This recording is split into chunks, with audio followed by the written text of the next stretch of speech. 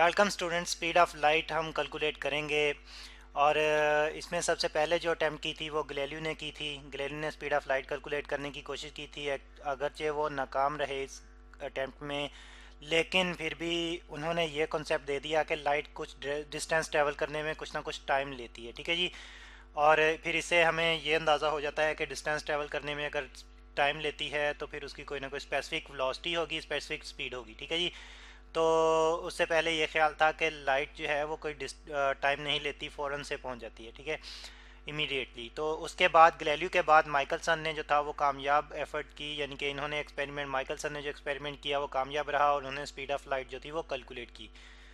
Michelson, तो Michelson का ही method जो है वो हम यूज़ करेंगे थोड़ा मॉडिफाइड फॉर्म में।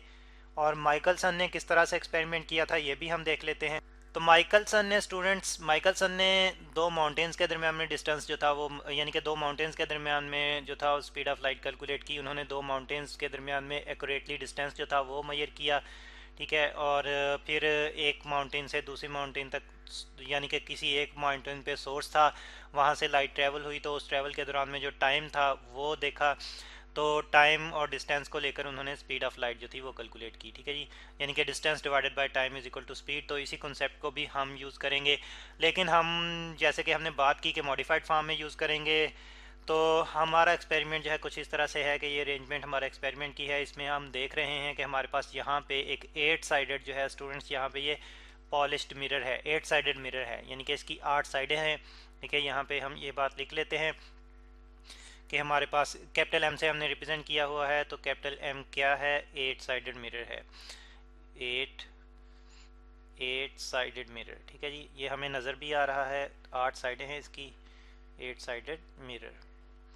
तो स्टूडेंट्स, ये मिरर जो है एक मोटर के साथ लिंक है, यानी कि रोटेटेबल है। मोटर को हम रोटेट करेंगे, रोटेट करवाएंगे, और मोटर की रोटेशन जो है, जो उसकी फ्रीक्वेंसी है, एंगुलर फ्रीक्वेंसी या रोटेशनल फ्रीक्वेंसी भी उसको हम कह सकते हैं, वो स्टूडेंट्स एडजस्टेबल है, उसको हम जो है वो वेरी कर सकते हैं। ठीक है, और उसको हम इस तरह से एडजस्ट करते हैं ताकि जो है वो लाइट प्रॉपरली, यानी कि प्रॉपरली जो है हम ऑब्ज़र्व कर सकें। तो अगर हम रोटेशनल फ्रीक्वेंसी की बात करें, यहाँ पे हम लिख लेते हैं रोटेशनल, इसी मोटर की फ्रीक्वेंसी को रोटेशनल, TIONAL, रोटेशनल फ्रीक्वेंसी। ठीक है जी, फ्रीक्वेंसी, फ्रीक्वेंसी। और स्टूडेंट्स, हम अगर हम जो है वो फ्रीक्वेंसी को ओमेगा से रिप्रेजेंट करते हैं, और ये लीनियर फ्रीक्वेंसी से रिलेटेड है, और यहाँ पे वो रिलेशन भी हम लिख लेते हैं 2πf। ठीक है, ये f लीनियर फ्रीक्वेंसी है। और इस क्वेश्चन को हम कह लेते हैं कि हमारे पास फर्स्ट क्वेश्चन है, ये क्वेश्चन हम यूज़ भी करेंगे अपनी कैलकुलेशन में। ठीक है जी, ये हमारे पास जो है मोटर की एंगुलर फ्रीक्वेंसी है। अब मोटर के साथ यही 8 साइडेड मिरर जो है वो अटैच है एक शाफ्ट के थ्रू। यहाँ पे आपको दरमियान में जो होल सा नज़र आ रहा है, इसमें शाफ्ट के थ्रू ये मिरर जो है वो इसके साथ अटैच है, मोटर के साथ। और जितनी फ्रीक्वेंसी से मोटर रोटेट करती है उतनी ही फ्रीक्वेंसी से फिर जो है वो मिरर भी रोटेट करता है। ठीक है, यहाँ पे हमारे पास एक लाइट सोर्स है जिससे लाइट जो है वो आ रही है, इसकी हम एक रे जो है वो यहाँ पे रिप्रेजेंट कर रहे हैं। नीचे हमारे पास स्टूडेंट्स एक और एम, यानी कि ये स्मॉल एम जो है ये भी स्टूडेंट्स एक मिरर है, और ये फिक्स्ड है, यानी कि ये मूव नहीं करता। कैपिटल एम मिरर जो है वो रोटेट करता है, जबकि स्मॉल एम जो है ये फिक्स्ड है। ठीक है जी, फिक्स्ड मिरर, फिक्स्ड मिरर। और स्टूडेंट्स, ये मिरर जो है ये डिस्टेंस डी पे पड़ा हुआ है, जैसे कि यहाँ पे हम देख सकते हैं कि एम का डिस्टेंस जो है वो कैपिटल एम से डी है। ठीक है जी, placed, placed at distance D, at distance, distance D from, from capital M. ठीक है जी, कैपिटल एम मिरर से जो है एक डिस्टेंस डी पे है। इससे क्या होगा, लाइट यहाँ से यहाँ तक, यानी कि कैपिटल एम से स्मॉल एम तक पहुँचने में डी डिस्टेंस ट्रैवल करेगी, और फिर यहाँ से भी लाइट रिफ्लेक्ट होगी, वापस इसी मिरर की तीसरी साइड पे जाएगी, और यहाँ से रिफ्लेक्ट होकर टेलीस्कोप में आएगी।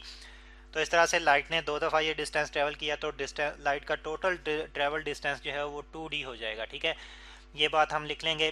खैर, यहाँ पे हमारे पास ये लाइट जब रिफ्लेक्ट होकर टेलीस्कोप में आती है तो ऑब्जर्वर जो है यहाँ पे टेलीस्कोप के थ्रू ऑब्जर्व कर रहा है। तो अब सबसे पहले तो हम लाइट के ट्रैवल डिस्टेंस की बात कर लेते हैं। ठीक है जी, distance travelled by light, distance, distance travelled, travelled by light. ठीक है जी, ट्रैवल्ड बाय लाइट। और ये हमने कहा कि ये 2D बनेगा, ठीक है, क्योंकि लाइट जो है वो रिफ्लेक्ट होकर 2 दफ़ा ये डिस्टेंस ट्रेवल करेगी। 2D चाहिए, ये भी हम यूज़ करेंगे। डिस्टेंस जो लाइट ने ट्रेवल किया है इसको यूज़ करते हुए हम उसकी स्पीड कैलकुलेट करेंगे। और स्टूडेंट्स यहाँ पे हम जब ये मिरर रोटेट करेगा, शुरू में ये सोर्स जो है वो हमें यानी कि ऑब्जर्वर को जो है वो क्लियरली नज़र नहीं आएगा। एक्चुअली हम चीज़ों को इस तरह से देखते हैं कि वहाँ से लाइट कंटिन्यूसली रिफ्लेक्ट होकर हम तक पहुँच रही होती है, जिस चीज़ को हम ऑब्जर्व कर रहे होते हैं। तो पहले कंटिन्यूस लाइट जो है वो सोर्स से ऑब्जर्वर तक नहीं पहुंच रही होगी। उसकी वजह ये है कि मिरर और मोटर जो है वो शुरू में एक स्टेडी स्पीड गेन नहीं कर पाते, स्टेडी एंगुलर फ्रीक्वेंसी जो है वो गेन नहीं कर पाते। लेकिन जैसे ही मोटर और मिरर जो है वो एक स्टेडी एंगुलर फ्रीक्वेंसी में आ जाते हैं तो उसके बाद और वो फ्रीक्वेंसी इस तरह से एडजस्ट की जाती है कि कंटिन्यूसली जो है वो ऑब्जर्वर देखता रहे, यानी कि लाइट जो है कंटिन्यूसली ऑब्जर्वर की आंखों तक पहुंचती रहे। तो स्टूडेंट्स जब वो वाली फ्रीक्वेंसी एडजस्ट हो जाती है तो उस दौरान में हम देखते हैं कि लाइट जो है वो डिस्टेंस 2D ट्रेवल करेगी, और उसी दौरान में स्टूडेंट्स ये फेस 2 जो है ये मूव होके फेस 1 की पोजीशन पे आ जाएगा, ठीक है। तो इस तरह से फेस 2 जो है ये एक एंगुलर डिस्प्लेसमेंट, क्योंकि रोटेशन है तो रोटेशन में एंगुलर डिस्प्लेसमेंट थीटा जो है वो ट्रेवल करेगा। तो यहाँ पे अब हम जो है इसी डिस्प्लेसमेंट की अगर बात करें तो एंगल ट्रेवल्ड बाय फेस 2, यानी कि किसी भी हर एक साइड जो है इतना ही एंगल ट्रेवल करेगी।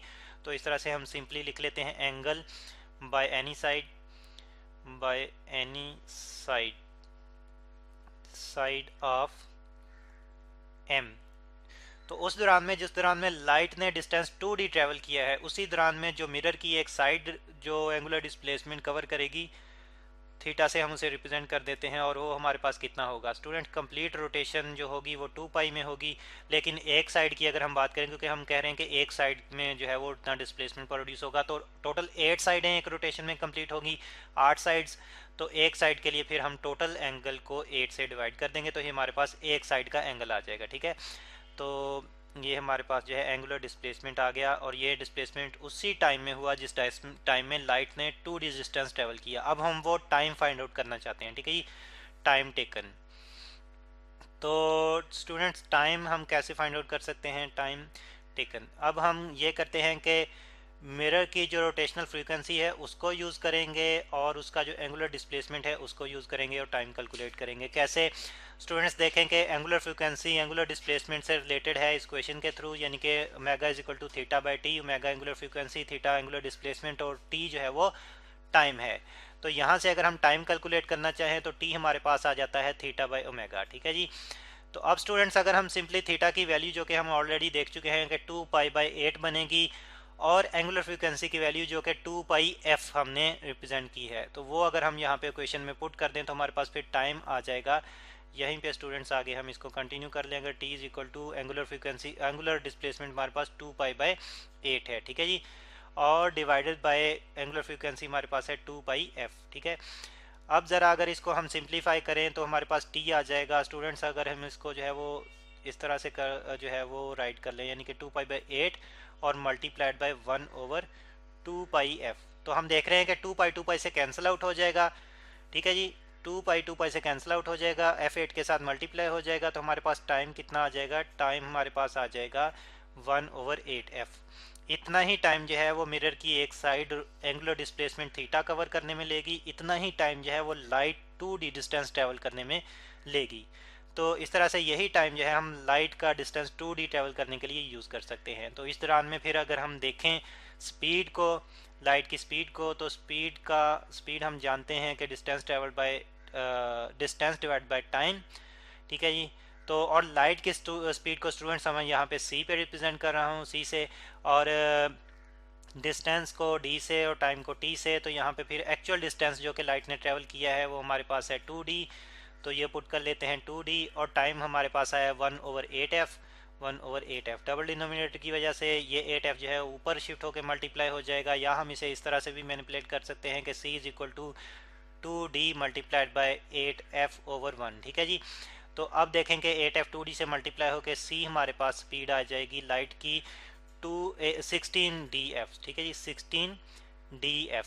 तो स्टूडेंट्स एक्यूरेटली डी मेजर करें और फ्रीक्वेंसी कैलकुलेट करें, और उसके बाद हमें जो है वो वैल्यूज़ अगर हम इस फार्मूले पर पुट करें तो हमें स्पीड मिल जाती है।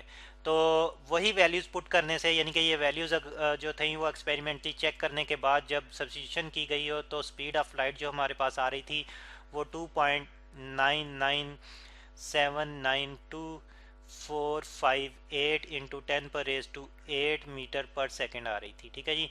और इसको अगर हम राउंड ऑफ कर लें तो ये हमारे पास आ जाती है 3 इंटू 10⁻⁸ मीटर पर सेकेंड। ठीक है, ये स्पीड ऑफ लाइट है जो हमने कैलकुलेट की। और स्टूडेंट्स यही जो है वो accurately non speed of light है, लेकिन ये वैल्यू जो है ये वैक्यूम के लिए या एयर के लिए हम यूज़ करते हैं। अगर हम किसी और मीडियम की बात करें तो उसके लिए फिर स्पीड ऑफ लाइट डिफरेंट होती है और डिपेंड करता है उस मीडियम की नेचर पे।